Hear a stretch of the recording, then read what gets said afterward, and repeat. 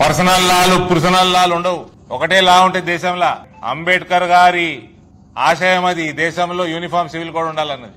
ఎందుకు మీరు ఇప్పటివరకు ఇంప్లిమెంట్ చేయలేదు? మీరు 60 ఏళ్లు పాలించారు ఈ దేశాన్ని విభజించిన పార్టీ మీది. విభజించినాక 1975లో సెక్యులర్ పదం తీసుకొచ్చి పెట్టిన పార్టీ మీది రాజ్యాంగంలో. ఎందుకు పెట్టినరు? మథురాలో కృష్ణుడు పుట్టిన జన్మస్థలం ఏదైతే జైలు ఉన్నదో ఆ జైలు మీద ఇంత పెద్ద మస్జిద్ ఉన్నది. ఆ కేసు కోర్టులో ఉంది.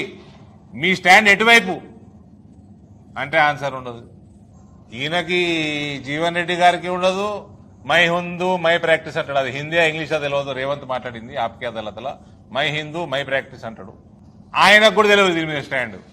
మీరు ఓట్లు అడుగుతున్నారు. మీ జీవిత కాలంలో మీ రాజకీయ జీవితం మొత్తం మీరు ఎన్నడూ పసుపు రైతుల కోసం నయా పైసా చేసింది లేదు. చెరుకు ఫ్యాక్టరీల కోసం ఒక అడుగు నడిచింది లేదు. పనిచేసేట్టు కూడా పనిచేసిన ఘనత మీదే. నాశనం చేసిన ఘనత మీదే. మామిడి, చెరుకు, పసుపు, ఇలా అకాల వర్షాలు మొత్తం వరి తడిసిపోయింది. నోట్లకి జిప్పేసుకుంటారు, మాట్లాడరు. మీ 6 గ్యారెంటీలకు ఏం రోగం వచ్చింది? పక్షవాతం వచ్చిందా? ఏమైంది మీ 6 గ్యారెంటీలకి? 500 రూపాయలు ఎక్కువిస్తే ఏం పోతుడే మీది? రెండో పంట మీ ప్రభుత్వం వచ్చినాక రెండోసారి కొనుగోలు చేస్తున్నారు. ఆ కొనుగోలు కేంద్రాలు సరిగ్గా లేవు. ట్రాన్స్పోర్ట్ లేదు, హమాలీ లేవు, గోనె సంచులు లేవు, సుత్రీలు లేవు అంటారు. మళ్ళా తరుగు తీస్తూనే ఉన్నారు. మహిళల్ని మోసం చేస్తున్నారు. ఇప్పుడు మహిళల్ని మోసం చేశారు, మహిళలు ఓట్లు వేసేటట్లేరు. రైతుల్ని మోసం చేశారు, రైతులు ఓట్లు వేసేటట్టు చేయరు. యువకులందరూ మోడీ మయంలో ఉన్నారు మొత్తం.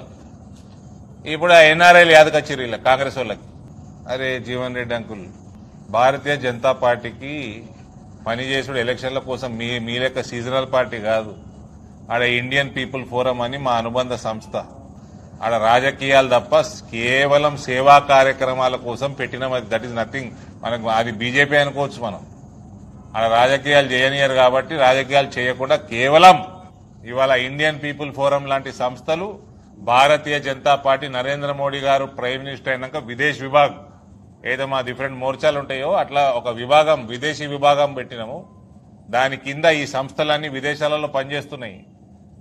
మన ఐడియాలజీని బీజేపీ ఎట్లా రన్ చేస్తుందో అంతా ప్రపంచవ్యాప్తంగా పెరుగుతున్నది ఇవాళ బీజేపీ.